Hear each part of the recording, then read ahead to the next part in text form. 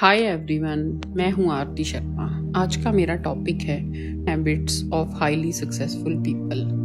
मेरा सबसे पहला पॉइंट है ग्रेटिट्यूड। हमें हमेशा भगवान का धन्यवाद करना चाहिए। हमारे पास जो कुछ भी है वो सब कुछ भगवान का दिया हुआ है। हम हमेशा उसका थैंक यू करेंगे तो उससे हमें और भी बरकत होनी शुरू हो जाएगी। आपने ये सुन तो रखा ही होगा कि जैसे हम जिस चीज़ के लिए शुक्रिया करते हैं वो हमारे जीवन में और भी बढ़ जाती है। और अगर हम अपने पास जो कुछ भी है, आपके पास अच्छा घर, गाड़ी, बंगला, कुछ भी जो भी है, अपनी अच्छी औलाद, आपकी अच्छी बैंक बैलेंस, जो भी कुछ आपके पास है, अच्छा पति, अच्छी फैमिली, सबके लिए आप सुबह उठते ही एक बार शुक्रिया ज़रूर करें। मेरा सेकंड पॉइंट है get rid of procrastination. Procrastination का मतलब है कि आलस। हमारी ज़िंदगी में हमारे ख्वाब तो बहुत बड़े बड़े हैं, हमारे सपने भी बहुत बड़े हैं। हर चीज़ के लिए हम बहुत अच्छी अच्छी चीज़ें सोचते हैं। हम कहते हैं कि हम ये करेंगे अपनी लाइफ में, ये करेंगे, हम इस चीज़ को, टारगेट को अचीव करेंगे। पर इस सब के लिए हमें अपना आलस छोड़ना ही पड़ता है।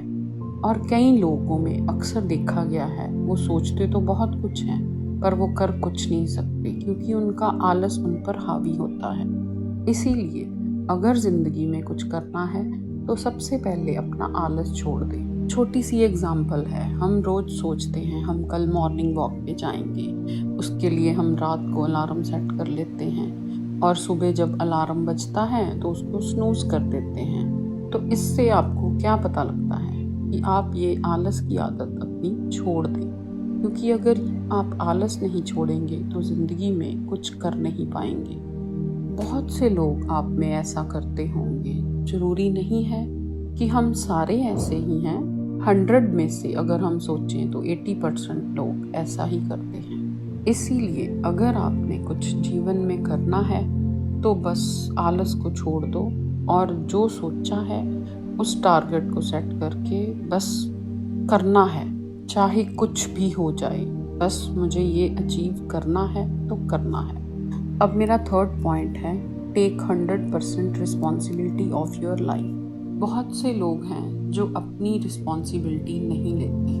वो हमेशा ही किसी ना किसी को ब्लेम करते रहते हैं कि मैं आज स्टैंड इसलिए नहीं हुआ कि मेरे माँ बाप ने मुझे सही ढंग से पढ़ाया नहीं, गाइड नहीं किया, या हमेशा ये कहना कि मेरे भाई के कारण मैं कुछ बन नहीं सका, या मेरी बहन थी उसकी शादी मुझे करनी थी इसीलिए मेरे पास पैसे जमा नहीं हुए, या कुछ भी एक्सक्यूज़, फालतू के एक्सक्यूजेज हैं ये सब। जब कोई पर्सन सही ढंग से स्टैंड नहीं हो पाता तो वो हमेशा ही ये ब्लेम करता है, किसी ना किसी पर, दूसरे पर ब्लेम करेगा और अपने आप को बीच में से निकाल देगा कि मेरी तो कोई गलती ही नहीं है, ये तो सारी गलती उनकी है।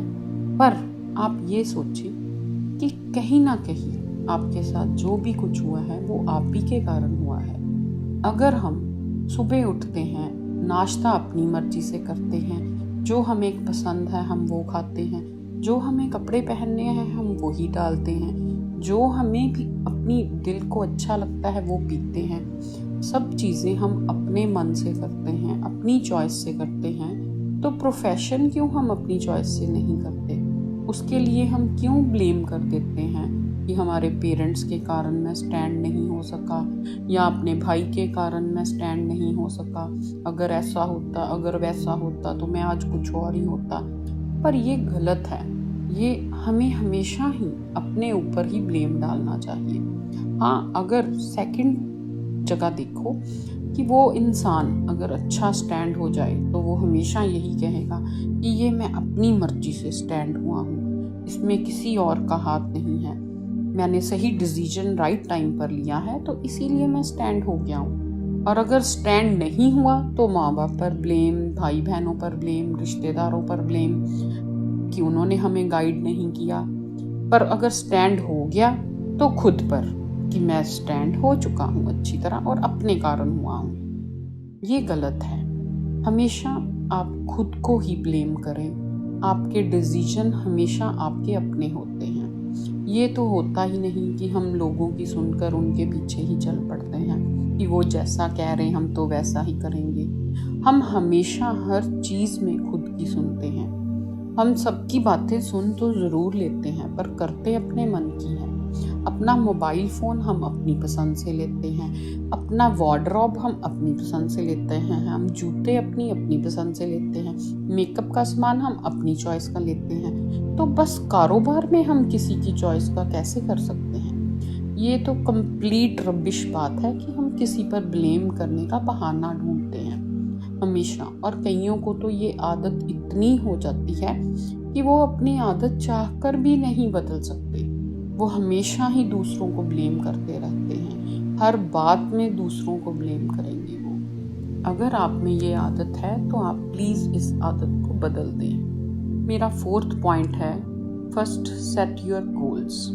आपको अपनी लाइफ से क्या चाहिए, आप क्या बनना चाहते हैं, आपका किस चीज़ में इंटरेस्ट है, या आपको पता है कि किस बिजनेस को आप अच्छी तरह से चला लेंगे, या किस चीज़ की आपको नॉलेज है।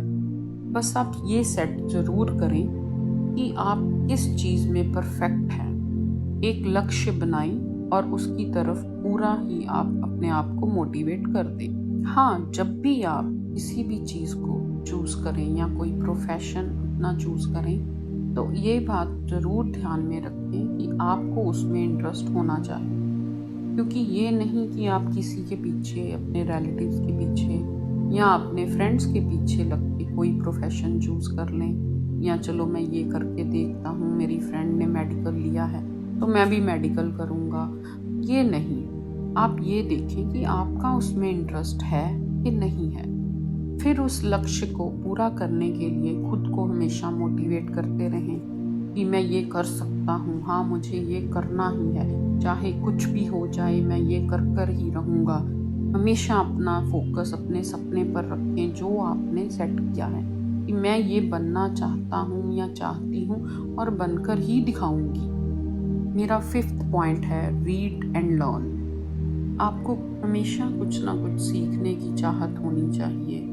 बुक्स पढ़ने की आदत डालें। बुक्स से हमें जो ज्ञान मिलता है वो किसी और से नहीं मिल सकता, क्योंकि जब कोई राइटर एक बुक लिखता है तो वो अपनी सारी ज़िंदगी का निचोड़ उस बुक में डाल देता है, जिससे पढ़कर हम अपनी लाइफ को बेहतर बना सकते हैं। क्योंकि हमें तो सिर्फ उसकी कही बातों को समझना है और अपनी लाइफ में अप्लाई करना है। शाहरुख खान भी एक बुक लवर है। बड़े बड़े व्यक्ति हमेशा ही बुक्स को रीड करते हैं और अपना बेस्ट फ्रेंड कहते हैं। वो हमेशा ही डेली रूटीन में 1 घंटा, आधा घंटा बुक पढ़ने में गुजारते हैं। इसी तरह इस हैबिट को हमें डेवलप करना चाहिए और हमेशा कुछ ना कुछ लाइफ में नया सीखने की कोशिश करते रहें। इससे जीवन जीने का उत्साह बना रहता है और इससे हमें कुछ करने का मोटिवेशन भी मिलता है। हमेशा हमारे मन में आता है कि मैं कुछ और सीखूं, कुछ और सीखूं, अभी मेरी नॉलेज पूरी नहीं हुई। हम ये सोच तो लेते हैं कि ये तो बड़ा आदमी है, ये तो बड़ी इजीली बड़ा व्यक्ति बन गया होगा, पर ऐसा कुछ नहीं है। अगर आज वो बड़ा व्यक्ति बना है या बड़ा बिजनेसमैन है या सक्सेसफुल हुआ है किसी भी काम में, तो इसके पीछे उसने रातों की नींद उड़ाई होगी अपनी। उसने बहुत स्ट्रगल किया होगा अपनी लाइफ में, तब जाकर कहीं वो सक्सेसफुल हुआ है। पर हम उसका आज देख रहे हैं, हम उसके कल के बारे में, बीते हुए कल के बारे में कुछ भी नहीं जानते। कभी भी कोई एकदम से स्टार नहीं बनता है। सेलिब्रिटी या स्टार बनने के लिए बहुत मेहनत लगी होती है। ये तो वही इंसान बता सकता है जिसने इस मुकाम को हासिल किया है। आज की वीडियो में बस इतना ही। प्लीज़ मेरे चैनल को लाइक, शेयर एंड सब्सक्राइब जरूर करें। Thank you.